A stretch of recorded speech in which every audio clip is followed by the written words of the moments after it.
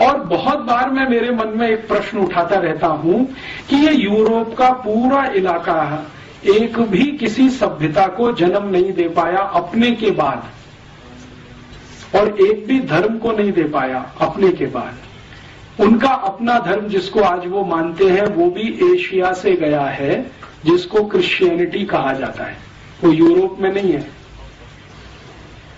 आप जानते हैं इजराइल है, इजराइल एशिया में है और इजराइल उतना ही गर्म स्थान है जितने हम लोग हैं। हमारे यहाँ जिस तरह का वातावरण है लगभग उसी तरह का वहां है। अरब देशों में जिस तरह का वातावरण है लगभग इजराइल में वैसा ही है। तो सामान्य रूप से एशिया को गर्म माना जाता है। तो ये गर्म स्थान में से ही ईसाईयत निकली है, इसी गर्म स्थान में से इस्लाम निकला है और इसी गर्म स्थान में से हिंदुइज्म निकला है या भारतीयता निकली है। क्या कारण है ठंडे इलाकों से कोई धर्म नहीं निकलता? शायद उनके ठंडेपन के कारण, क्योंकि ठंडे इलाकों के लोगों की जो प्राथमिकताएं हैं वो गर्म इलाके के लोगों से बिल्कुल अलग होंगी। आप जरा सोचें, अगर मान लीजिए लगातार पीढ़ी दर पीढ़ी आपको बहुत बर्फ के क्षेत्र में रहना है तो आपकी प्राथमिकताएं तो बिल्कुल अलग होने वाली हैं उन लोगों से जो पीढ़ी दर पीढ़ी गर्म इलाकों में रहते हैं। तुलनात्मक रूप से प्राथमिकताएं तो अलग होने ही वाली हैं। तो प्राथमिकताओं के अलग होने से शायद और दूसरी चीजें भी आती होंगी।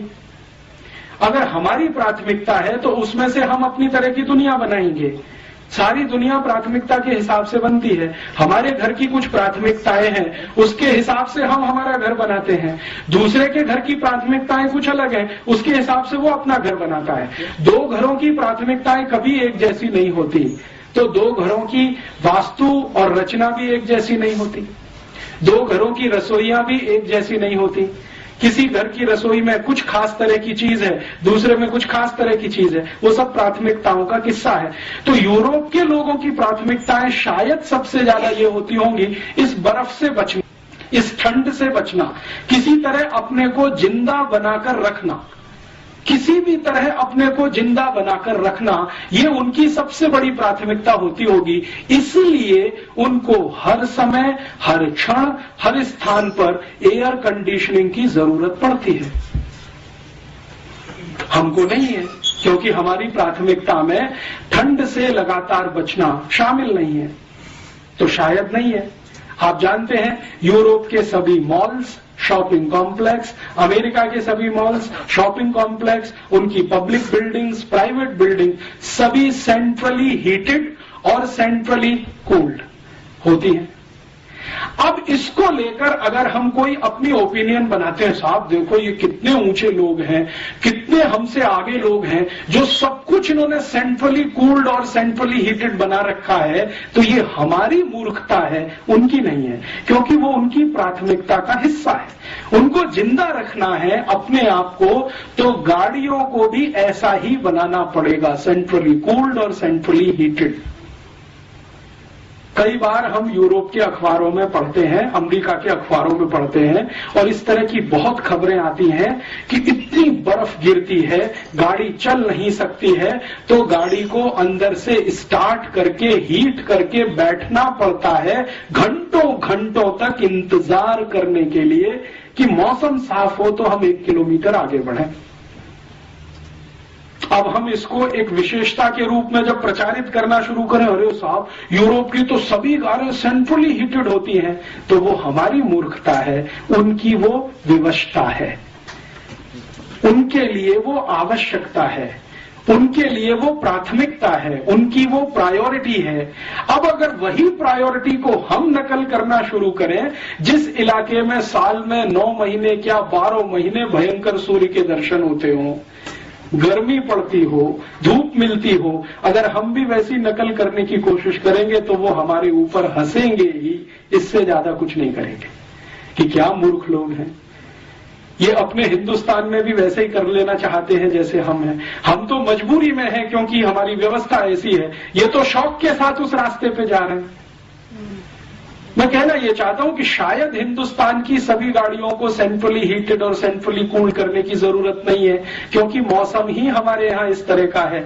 लेकिन अगर हम इसी तरह की गाड़ियां बनाते जाएं और अपने को अभ्यस्त करने की कोशिश करें, तो ये तो कुछ ऐसी ही कहानी है, बिना जाने समझे दूसरों की नकल करना, और उसको हम अपनी हीनता के साथ जोड़ें और उनकी ऊंचाई के साथ जोड़ना शुरू करें। देखो, यूरोप अमेरिका वाले बहुत ऊंचे हैं, जो सेंट्रल एयर कंडीशन सिस्टम सब जगह बनाते हैं और सेंट्रली कार बनाते हैं एयर कंडीशन और हीट, और हम नहीं कर पाते हैं, तो हम पीछे हैं, वो हमसे आगे हैं।